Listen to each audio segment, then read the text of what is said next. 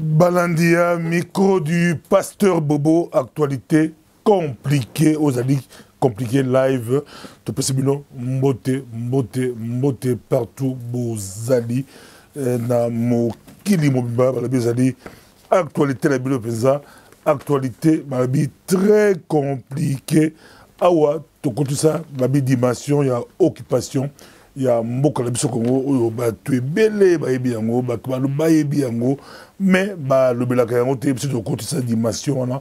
Dimension, il y a occupation, c'est ça l'actualité compliquée. Toujours, Maman Congo peut savoir tout passer dans le mais heureusement, ba médicament ebima totika ba defalgan totika ba dolipona mais to comme la biso na Monsengolgan na Ecofolgan ou elle semaine ya Monsengolgan to ba ki semaine beaucoup mila présent Monsengolgan beaucoup mila yango la ndenge moko ya kosarante pour être ou elle tango to ko na libération ya mboka na biso contrôle ba toujours Mamba Congo you give to the dog say no but the cat say yes nyawa nimi mko wa mbo aboyi to ba toujours You can do something for DRC. DRC is your country. DRC is my country. Do not let someone else do that for you. Kotikati mutumosusu. Asalela yo. Bana ya bando do tokoti. Na bando do vile bala kikuti. Bana ya shimuna. Bana ya bagata. Bana ya kimbau. Bana ya tochi. Bana matari. Bana masamula. Bana mazi obi bana ya fumu poto bozo na mboto la bino ya micro du pasteur Bobo na kasai to bosolite na okolo na kananga na mbuji mai bozo la mboto la bino na basankuru mbote penza bana ya katanga na ba dilolo na ba kolozi ba lubumbashi ba kamila toke na bakivu bagoma tokoti na kati ya babukavu boya mboto na bino bana ituri mbote ezali président eza micro du pasteur Bobo topesaka bambote bala kisangani bana ya yakoma bozo na mboto na bino bana ya businga bana ya abuzi bogane bolobaka abuzi Paris yakoma Bruxelles boyibine bolobaka kuna topesi bino bambote na bino bana ya gemina bana ya mbandaka bana ya bujala bana ya bakongo na bakongo boza la mbote na bino penza la matadi boza la mbote na bino na kasangulu boza la mbote na bino la mbanza ngungu boza penza la mbote na bino eza actualité compliquée babeza live peza bala miza bala limité bala ngiri bala njili bala bandal bala changu partout boza la bambote la bino to kota mon actualité alelo mais bozo mona na pense na sala ingénieur Rachid Lungeni na gozoye kalate yazali invité alelo bo sepeler laé mais avant to bandana nous bozona nous actualité na bino c'est comité laïque ya coordination basiliki présent ba beti na mesa pourquoi ba beti na mesa parce que Kabila a bandi campagne électorale bolanda bien Kabi campagne électorale, la majorité babandi campagne électorale, babandi en peu avant ma solo, babandi en même avant campagne banda, ba violer ba corps Saint-Sylvestre, ba violer constitution, ba violer nyonso partout ba les tambola basé l'Équateur, basé partout, bazo tambola campagne Kabila président. Botala makambo tout le bandi oza kolokate kindokité, makambo ya Congo oyo, babé pesara motu passe na ndemo santé, babandi campagne Kabila président. Kabila o bazela kaye tina niveau ya conseil ya sécurité des Nations Unies baza ko sena Kabila a se prononcer à cause de la candidate pour calmer masolo pour ekitisa masolo ba rosi chimanga bakufa ba déchade bakufa batu bakufa na mboka la biso Congo mais botola makambo yo toloba te tobelela ba opposant kolabo batu musu baleli bata majorité baza kolela ba opposant kolabo to beti bango po balia kala bino botika kotungisa peuple botola makambo yo Kabila a bandi campagne électorale.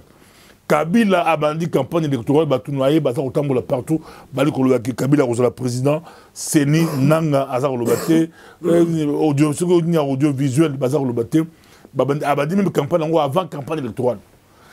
Dans le coup, tu vas passer la candidature, tu es juillet, tu vas passer il y a ça bandi, à ça qu'on a violé, à ça que tu as 5 à collaborer.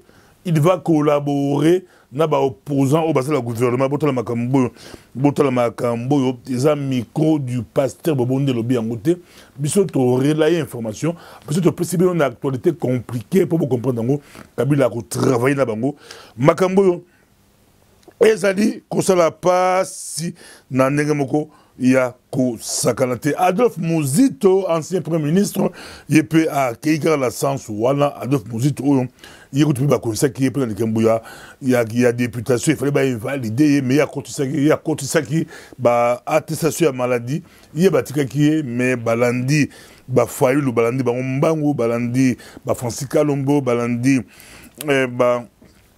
bango balandaki bango pinza ba Olivier Kamita tout balandi bambo balandaki bango ka bango ba invalider bango mais Muzito batikaki Muzito alobi azomo la clarté azomo la Kabila aboy ko kende Kabila obala poto babenga Kanambe Kabila aboy ko kende alino okende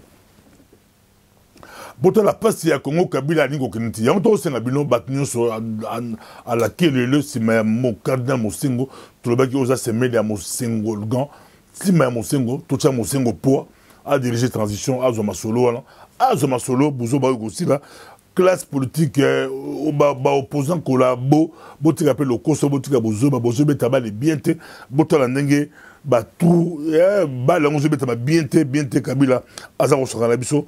Tous à la semaine, Mosengo, à la Belgique, à la Belgique dimanche, Mosengo à la Belgique dimanche, et puis moi, Mosengo, on s'appelle la Washington d'ici, la fin du mois.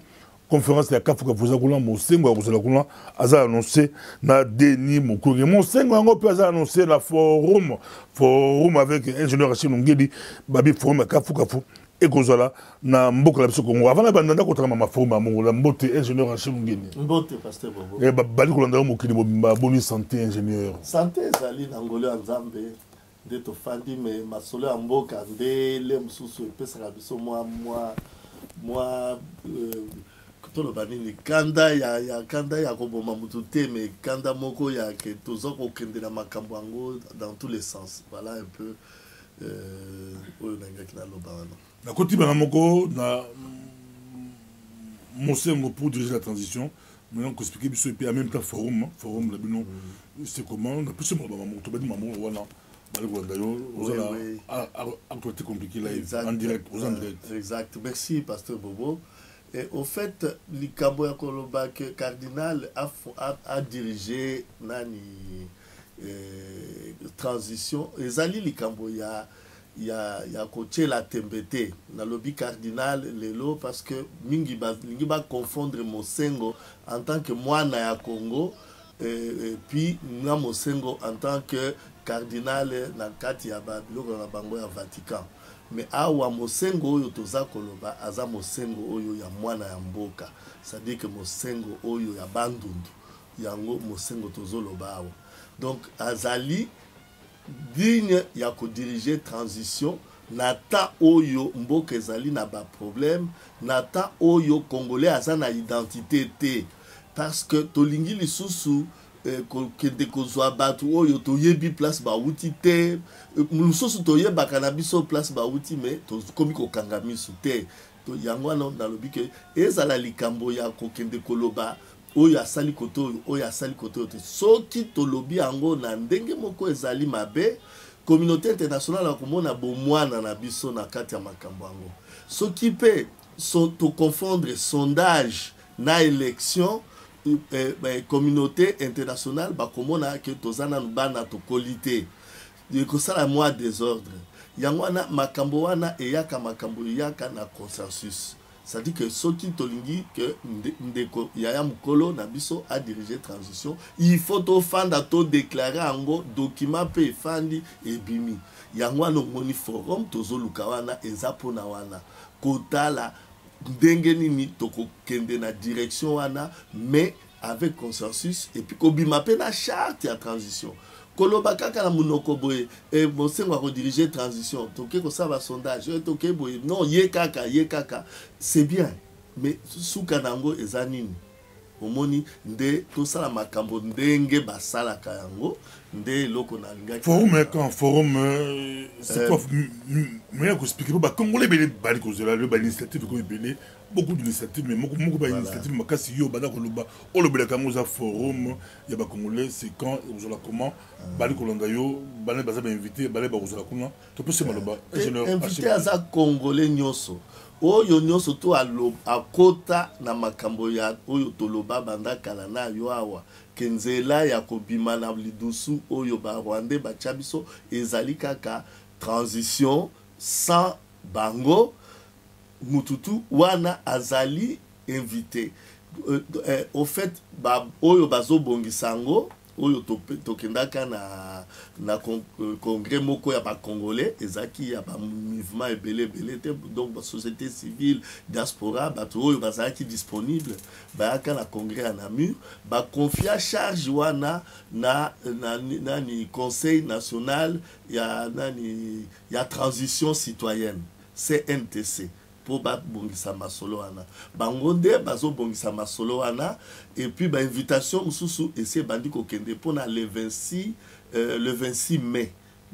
mai to kokutana na Leuven na monastère moko basango babongisi monastère pour que tozala kuna tokutana donc kuna nde tokozwa consensus tobimisi pe na charte na ndenge toko discuter na charte à transition ba mouvement tout ezala ngala zolo bakutu makambo mouvement te no ba congolais tout oyo bazali na démarche ya transition sans Kabila pour que Mosengo to Mukwenge to ba o mususu ba nani ndekombele achaki na liste ba diriger ba to kutana poto zo consensus to bima yango na papier na charte ya transition wana nde to kozwa mikanda wana to tindeli ba o to tindela pour que makambo ezala effectif. Bon, maintenant tozala toujours à l'écoute parce que ba réunion na kati ya oyo bazo bongisa masolo yango eza toujours ko continuer pour la date ezali le 26 mai mais masolo eza ko continuer et soki moi nini ezali ba ko communiquer biso poto ba soki ba ko changer ou date wana eza maintenu mais le 26 mai bochango déjà na calendrier na bino ba invitation CKI et belé ya bandeko basi bazu ba invitation tokela likambo ya basili na mutu ya bakamboyo mutu alibandi bazora sili na mutu na ete mais na mutu ya Kabila basili etondi penza basili etondi na ndenge mo santé toujours comprendre te azolo ba clair te azolo ba vérité te yango mozito alibike tout est rien n'est clair za clarté Kabila za la posa akende te po akende photo sala nini mutu na eza kololo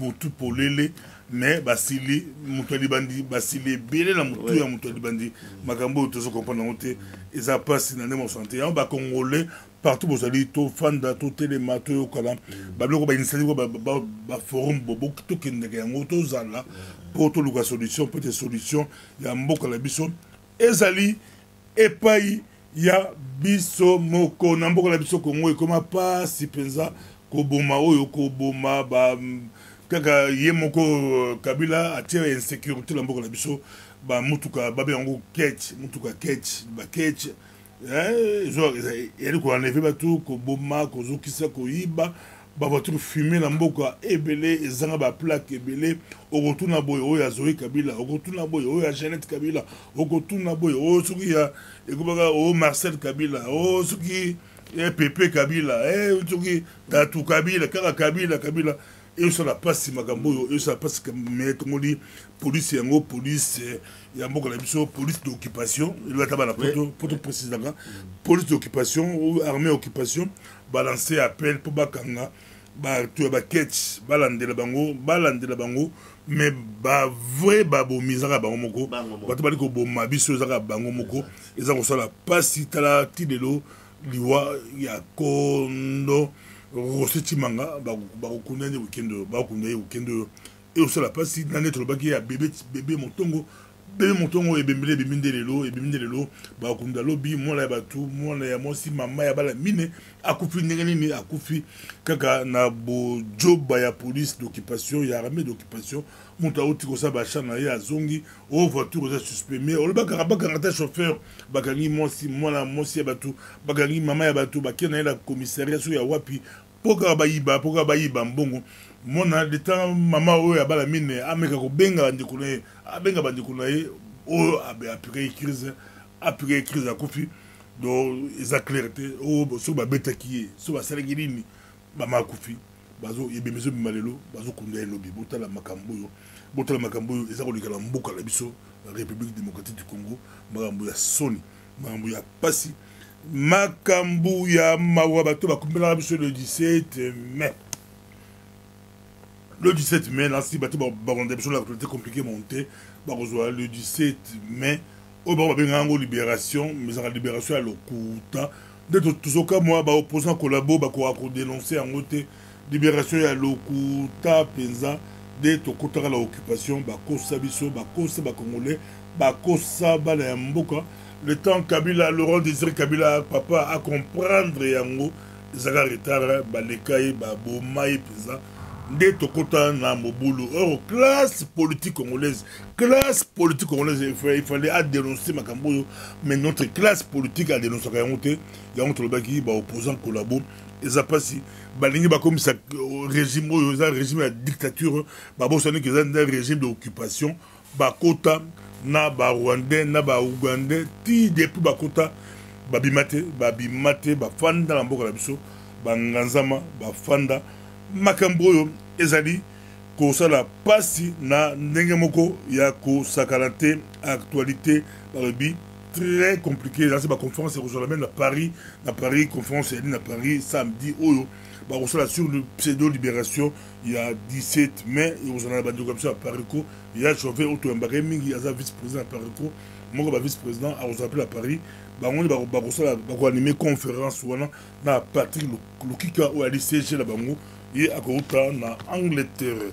na colonne Justine Poyo Kasavubo à la colonne samedi oyo na kati ya colonne babi micro de pasteur Bobo toza la colonne bana colonne toza la bino la colonne point de Kamboya mboka la Congo mangambo ya Congo yo ezali ko sala pasi bana Brise Boro les États-Unis d'Amérique du 2 au 3 juin toza l'Amérique toza wana na concert ya Don Monde wana MPB-TV gospel la cadre gospel tokozala wana et puis Bishop Patrick Mubobo il a fêté 15 ans à l'église Change de Nation banda la chaîne de Nation tokozala wana dans le bibo somo ba bié boya bokota concert gospel avec Moimbi Don Moon. Je crois peut-être nous l'abso à Rosala Kula comme vous car litolasa je crois à Rosala Kula il a la rappel mingi à Rosala Biso dans États-Unis d'Amérique. Nazongi na actualité dans le Congo, tout le monde dit Tibala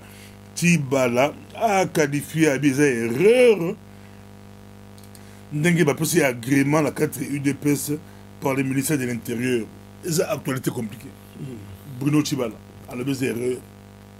Batou Bakal sait que non, c'est erreur, n'engue Tibala peut pas apprécier. Mais Tibala a des erreurs de ma apprécier Baninga. Makambo, c'est compliqué. D'être bien en actualité compliquée. Elle, Félix Tshisekedi, bon, baza batu belé pesa, ba bete qui plein d'abord bon na Sainte Thérèse, plein ya ninga osanaté, bango logiquement bango défini bazo agrément, même olenga koyi mokonzi ya sensa, alobaki ba société fallait ba pesa rondé pas ya Félix Tshisekedi na Kabonde. Mais ti bala lobi ba to sibi bango te, ba c'est des erreurs. Comment va pesa bango? Ba pesa bango sur adresse moko, baza l'adresse moko, les deux groupes baza l'adresse moko. Botala Makambo, stratégie à Kabila, ils ont pour affaiblir, c'est-à-dire dédoublement, il y a un parti politique, la Néo Santé. À dédoubler Bango, la Néo Santé, et vous avez très compliqué, vous avez 2, 4 IDPS, 2 MSR, 2 NIN, Bango tout Bazaga, 2. Kabila, c'est la canaille, bon, la canaille, Botala Makambo, c'est la passi, mais Balabi, Kabila, Alinga, T. À Kotambola, ingénieur Achille Ngedi, forum la Bino Uzobanda, Congolais, Uzobanga, ils ont pu dédoubler, notre monnaie UDPS, 4 UDPS batie bango ba gré bango ba une élection. Oui. Forum yo ba ntika o kapé ba forum ko belé ba musu ba forum. Te tozanango ya tozanango ekenge dans le sens où Mbela totindi et pas ba congolais d'origine. Congolais d'origine. Toyebi bien que ba oyo mususu ala bazo luka po ba bandi déjà ba makambo dialogue susu na Kinshasa ba biloko ba le dialogue. Oui, moi aussi toi aloba qu'il faut pas que ba kolemba dialogue non,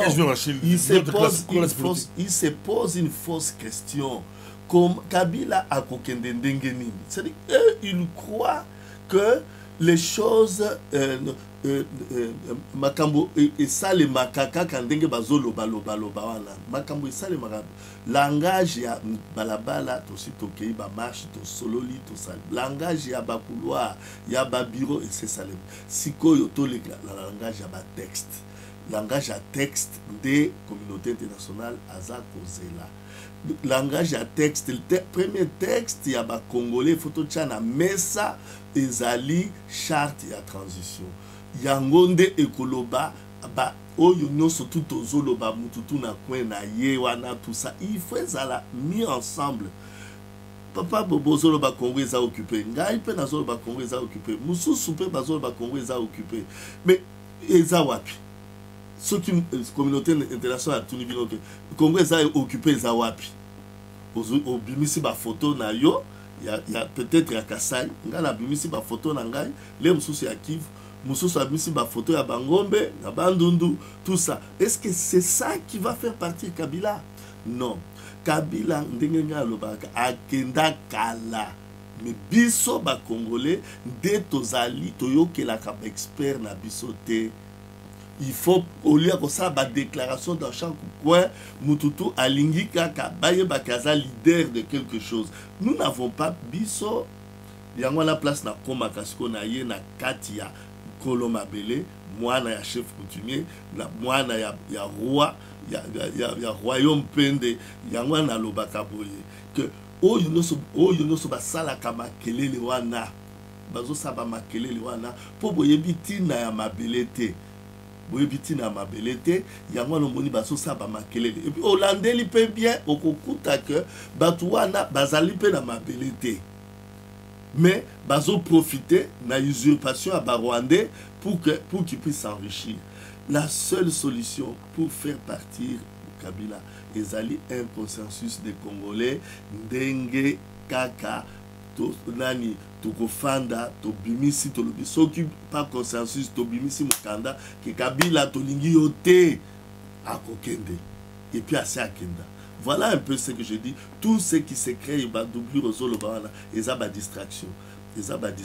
Voilà un peu ce que je veux dire. Yangwa no moni l'air nazolo ba ke date ezali le 26 mai. Mais ce qui te moni que ba mobulu ezali pour ne pas parce que action oyo il y a 26 mai et ça action il y a pousser makambo na finale. Mais ce qui te montre que biloko solo bana ba très banani bazali to solo lango pe na bandeko ya nani ya auto pesa ki moi charge wana ya kopomisa milulu ango pour que tous date mususu bango basala bangi basala bakende na ba défilé bakende na ba nini. Je ne critique pas ce qui va se passer aux États-Unis. Bon, wana ezali sujet mususu. Mais où y a lingi que Congo est à la libérer, atika makele le pamba. Ce qui le 26 mai au yété et que après au bandakoloba n'importe quoi wana toyoka yo lisusute. Yaka tucha charte na mesa to komayango. To pona oya ko diriger transition na biso par consensus et puis to lande la sikoyo communauté internationale pour appuyer des marches wana pour que to luka moyen sikoyo ya ko fanda face à face na ba oyo ba bomi biso ceux qui bazu courage parce que mususu ba kokima avant même ba fanda pour que to sa bango kete oyo bongi bo sala yango te tala sikoyo makambo ya élection. Mais batu baza kokosa bakende makambo ba fichier électoral tozan nango besoin te. Fichier électoral c'est quoi d'abord? Un fichier est créé à base, il y a données et outils d'identification. Données à identification des PSAK recensement. Il y a que batu oyo baza na âge il y a que voter baza autant. Vous parlez d'un fichier électoral qui vient de nulle part. Un fichier électoral qui est élaboré au Rwanda, on vous l'amène avec une population que vous ne connaissez pas, une population brassée, on a fait le brassage, on a accueilli des réfugiés, il y en a qui sont tués, il y en a qui ont été violés, il y en a qui sont, on parle de 200 000 Congolais qui sont au Rwanda, alors que le Rwanda a des réfugiés qui sont au Congo. On parle de Tutsi Congolais, on parle de Hutu Congolais, les FDLR, comme Hutu Congolais. Et tout ça, les gens ne voient pas ces désordres-là.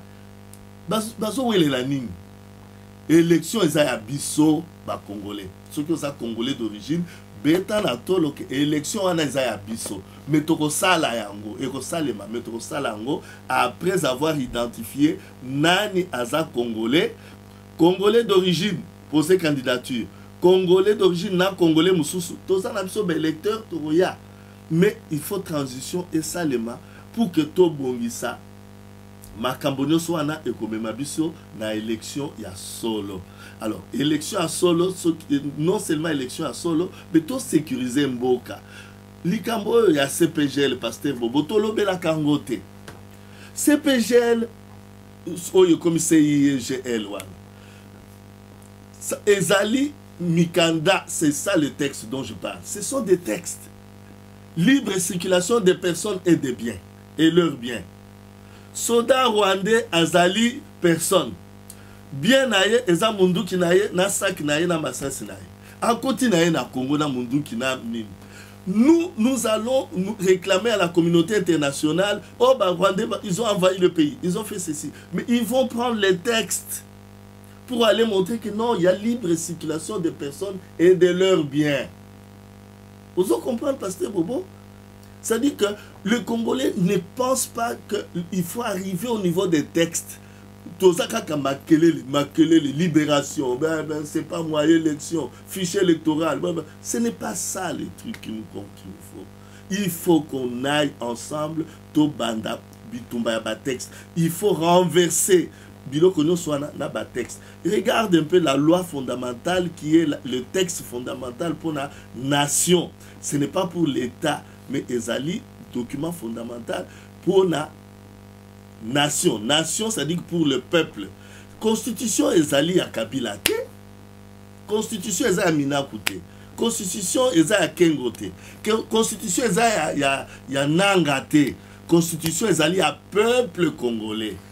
Ça veut dire à la pasteur Bobo. Ça veut dire bango bakoki koya ko dicter biso constitution te.